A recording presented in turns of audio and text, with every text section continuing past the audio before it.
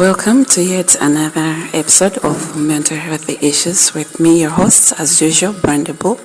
Today we are going to talk about mental health and culture.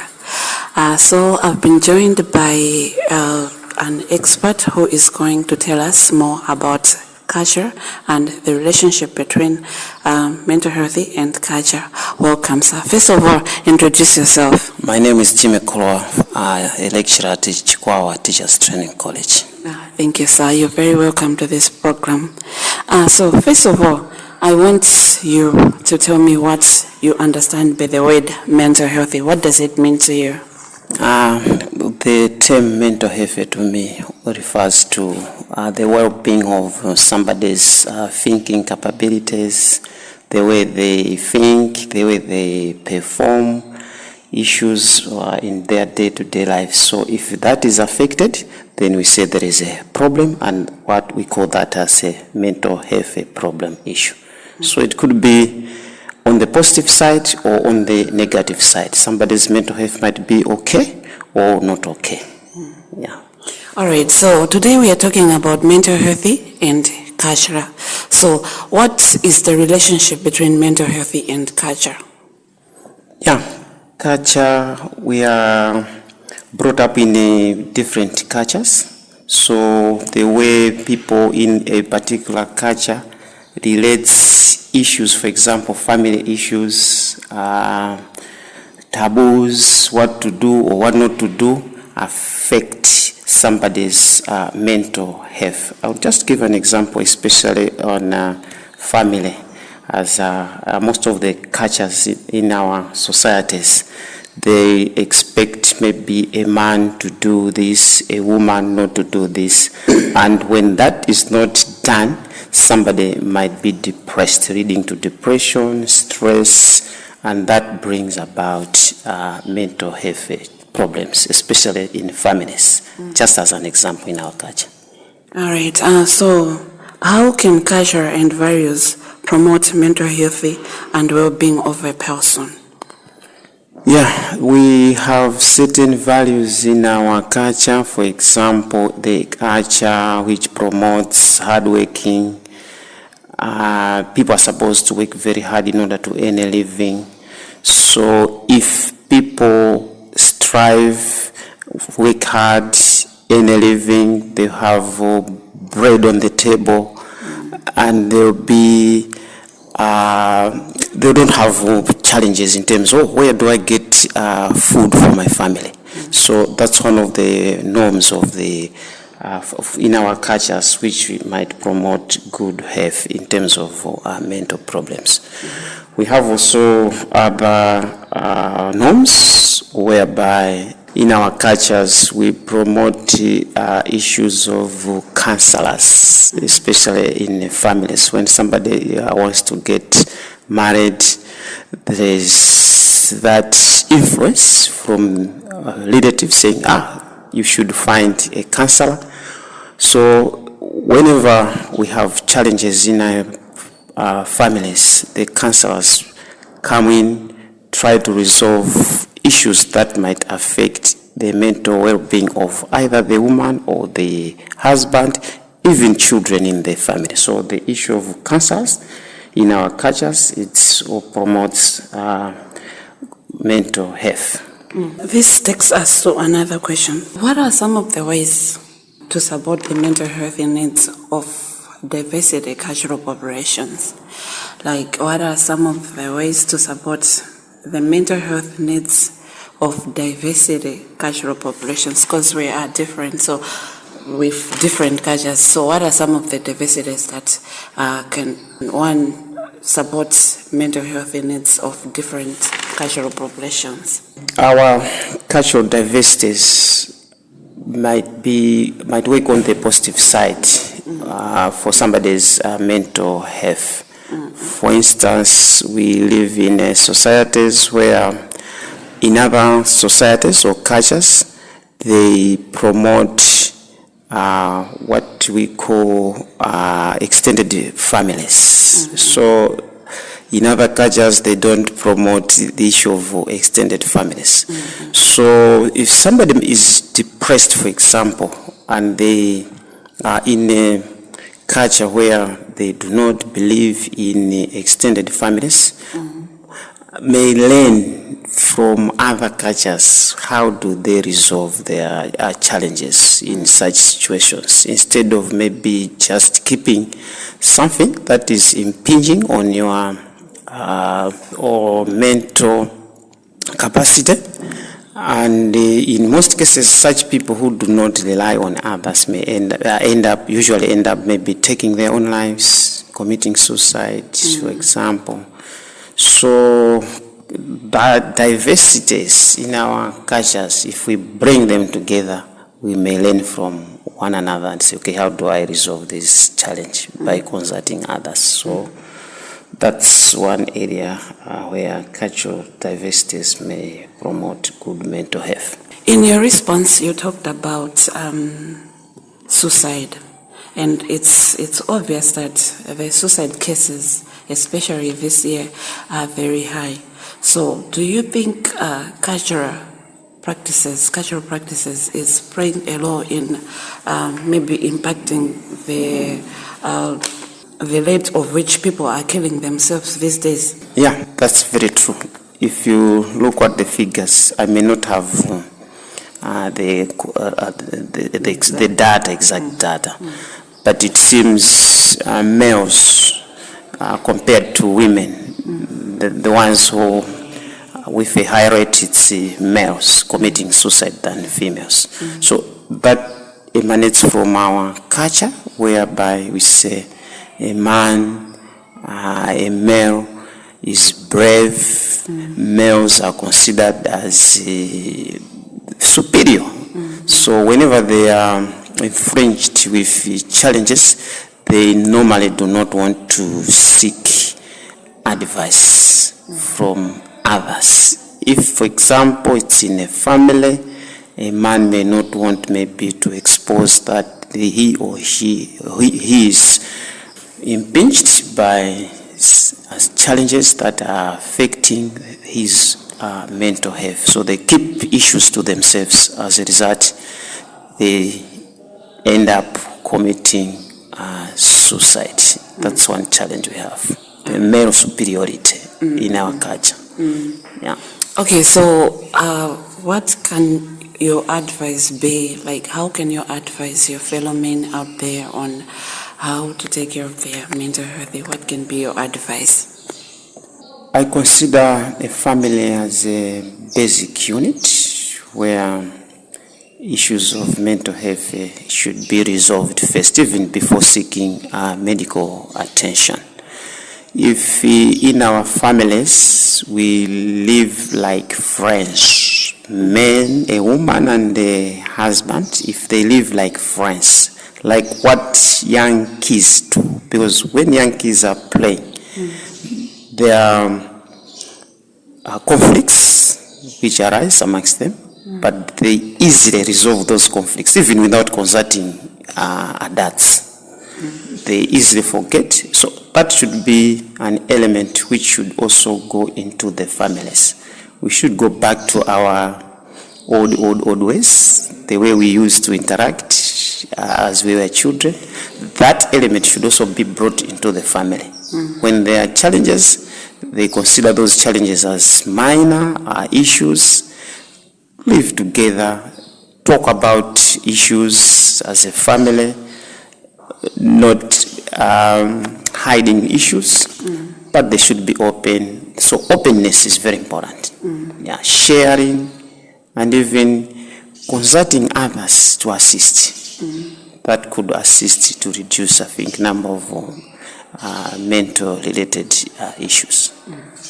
Okay, so I'm just interested to know, you're working here at Kholowa TTC. So how does your self-care and the way of you checking your mental health, that you should always be in a good mental health state, how do you take care of yourself? Okay. Yeah, our workload here is so challenging mentally. We have a lot of tasks to do, even working overnight. So mostly what I do, it's after knocking off, I ensured that I maybe engage myself in an activity, a leisure type of activity, maybe listening to music, taking a walk, attending to church activities, and doing a lot of sporting activities. That's normally what I do.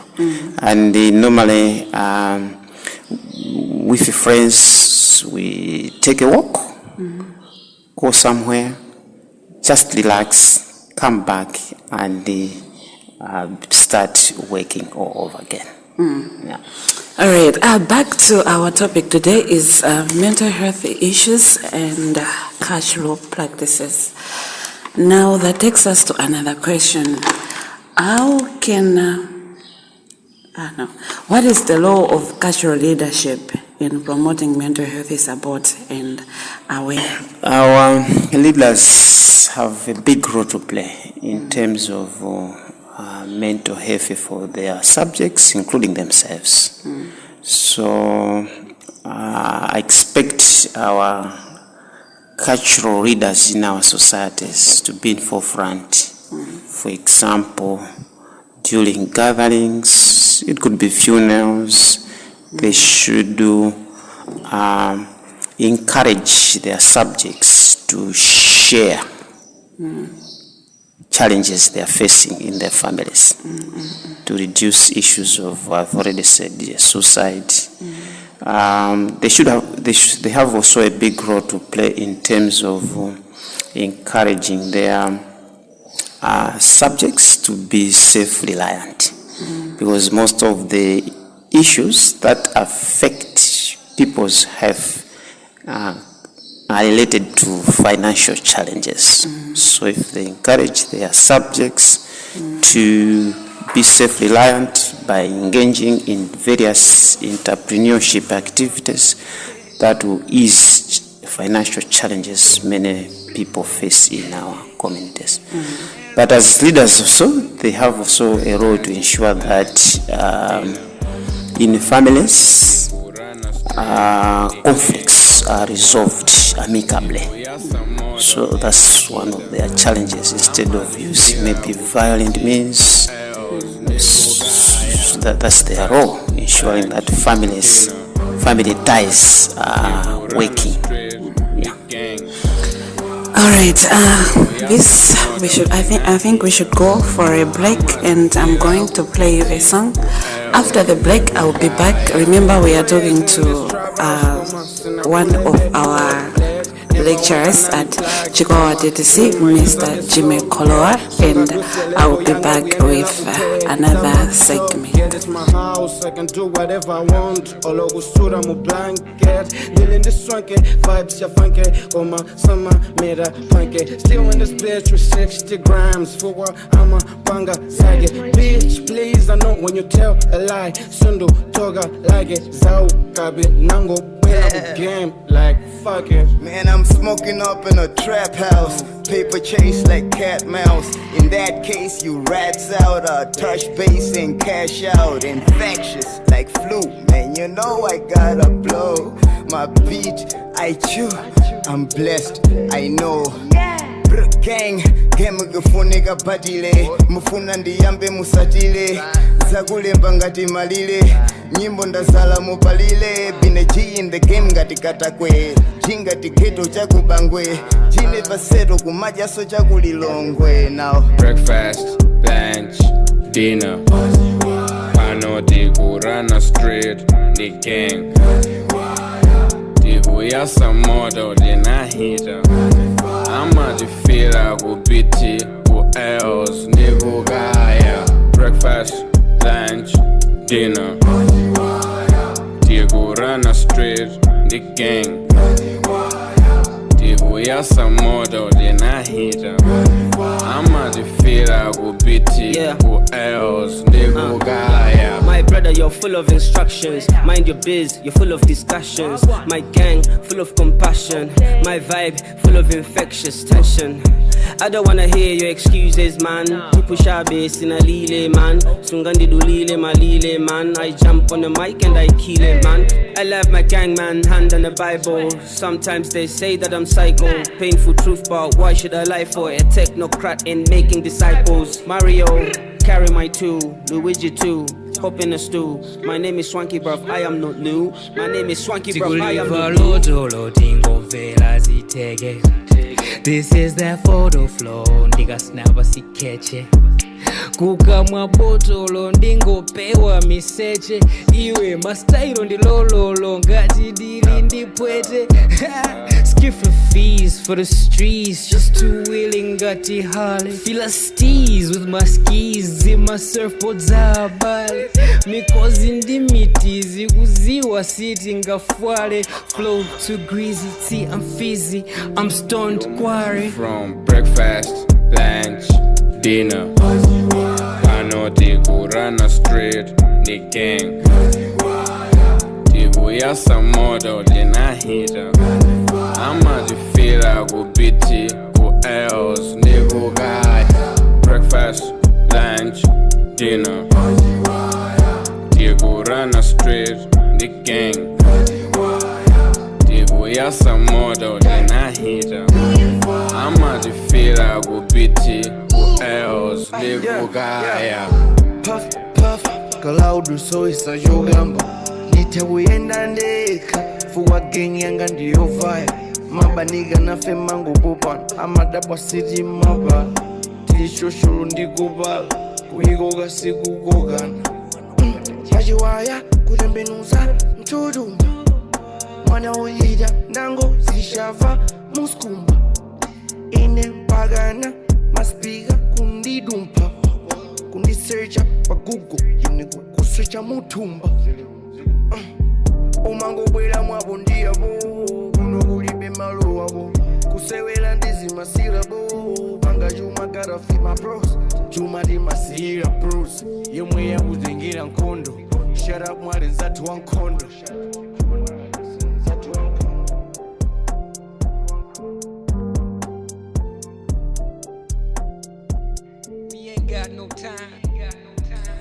We are back again and we still continue with our program. And today, remember, we are talking about mental health and cash flow practices. Now, sir, how can mental health professionals incorporate cash flow competence? Yeah, every health professional comes from a certain culture. So they need to be competent about their own culture and their patient's cultural background. So they have to be very competent in that. For instance, they have to demonstrate deep awareness of the influence of one's own cultural identities on one's personal values and assumptions. I'll give an example that people coming from male dominant cultures, they do not share mostly their challenges with the female counterparts. So as a health professional, they have to know that and they know what to do whenever they are treating patients or people with mental health problems from such cultural backgrounds. They have also to be competent about knowledge of family structures, gender roles, okay, values, where their patients or clients are coming from. What are their gender roles? Because there are times, as I already said, when people are depressed because they feel they are performing certain roles that they are not supposed to do, more especially men. Yeah, you find in our societies when males are performing some duties, for just for an example, washing clothes, people would say, what has happened? Maybe that one has been given love portion. So they have to be competent about that. Health professionals also have to learn skills from various cultures. Which skills do people in various cultures use in order to overcome mental challenges? I'll give an example in other cultures, especially in our societies. Many people, they feel that whenever someone is depressed and they maybe want to take out the depression maybe through sporting activities. Many people say, what are you doing? Especially if you are grown up. So people should, as a mental health practitioner, they should know which skills people in that society use in order to overcome issues of depression. So they can learn that and even advise their clients to pursue such skills or practices in order to overcome some of the mental health challenges people face. Because it's not every mental issue that can be resolved by drugs or medication. Some will just require activities, someone to be engaged in activities, e.g. sports. So as a medical professional, they have to be competent in skills, practices, people in various cultures promote in order to maintain a good balance in terms of mental health. Okay. Thank you so much for the response. You've really clarified a lot. So, do you think our mental professionals are doing their best in promoting mental health of different people? Partly yes, because I have ever heard people being advised to engage in various activities apart from taking clinical medicine. Medical practitioners have also have been advising people on how to overcome or avoid practices that can lead to mental health problems.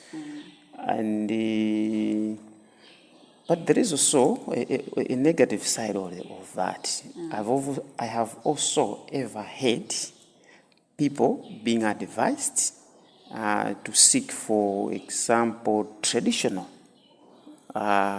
medicines by the health professionals. So I think this illness, this mental illness, is not natural. Can you go and find traditional help from witchcraft doctors? They are called like that sometimes. So that's on the negative side. But it's not everybody. But few do that. But I would wish them to continue encouraging our people in the societies to seek for medical help, medical care, and also advice, simple advice.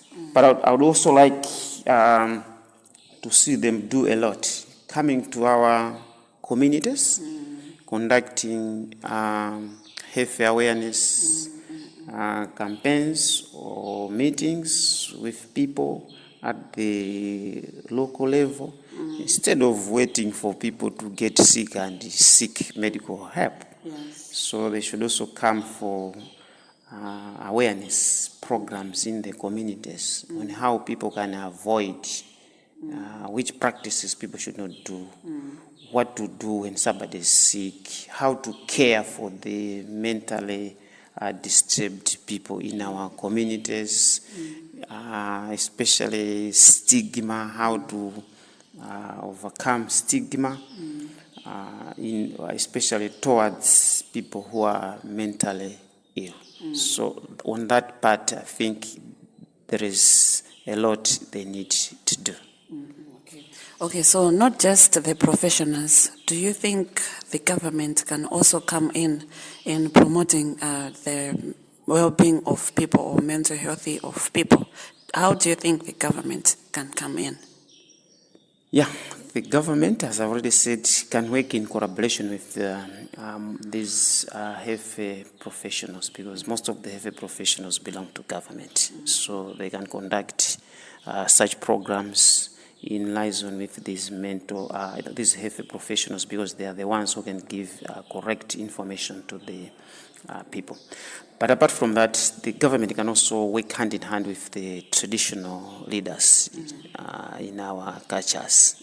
So they should be in forefront, maybe supporting few individuals in the communities, train them as community awareness agents, train them, and these people should come into the communities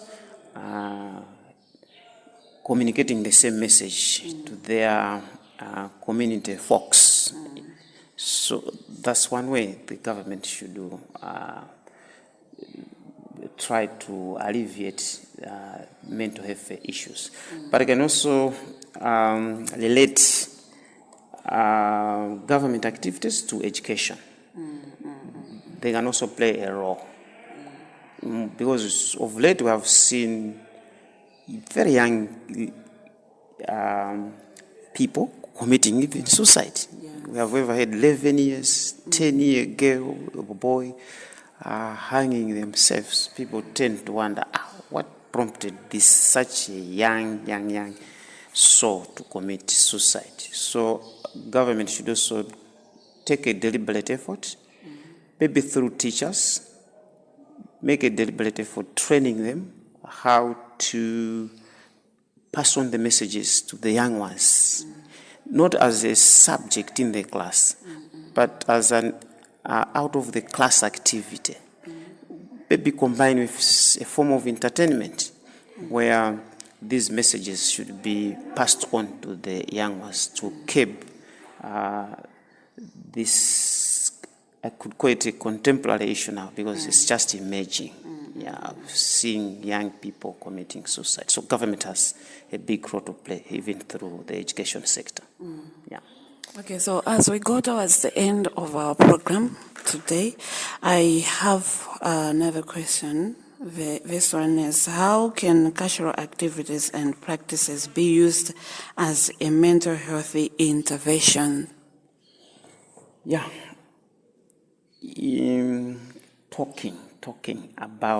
Talking and sharing issues that concern members in our communities. So that should be one of the practices in our cultures that should be promoted. So that practice of sharing whenever people have challenges. I think there is a saying which goes like, a challenge shared is something like half. It's also Sharing problems. I think it's one way of solving the challenges people face. So I would like to see this activity being promoted in our cultures. And one of the activities or practices which can also promote mental health is dispelling the need to justify causes of mental health. Because mostly in our cultures, when somebody is affected mentally, people would waste a lot of time justifying why this person is behaving like this. Maybe wanted to get rich, something has gone wrong. So in that way, we waste a lot of time trying to justify the cause of the mental health instead of maybe assisting the individual who is affected. And I would also talk about interfamily support. In most of our cultures, whenever we face challenges, people support each other at family level. So that should be encouraged, because there are times when one is affected mentally, a single family might not handle that. So there is need for that cooperation. So that cultural activity and practice should also be promoted in order to keep challenges we face. Another one is discouraging the stigma against mental health illness. Of late, we have seen this practice growing, whereby people discourage others from stigmatizing those people who are mentally ill. So that should be one of the activities our communities should promote, talking to each other, that stigmatizing the mentally ill people will just fuel the problem instead of combating it. Thank you so much, sir, for your benefitable insight. I know someone out there has picked an idea of how he or she can move around with culture and mental health well-being. Now, before we finish this interview, I wanted you to at least give us your last remarks.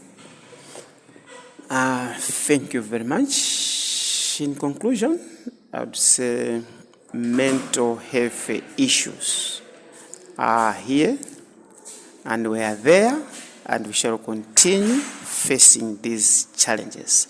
But the most important thing is to find ways of minimizing causes of mental health issues. So one of it is checking oneself, the way you behave yesterday and today. If you see some changes, find out why. Another thing, I should also encourage people to avoid being depressed for days, months, and ages. Find something to do. Lessen the pressure on our mental health. Even if it is being caused by a workload, find something to do in order to dispel the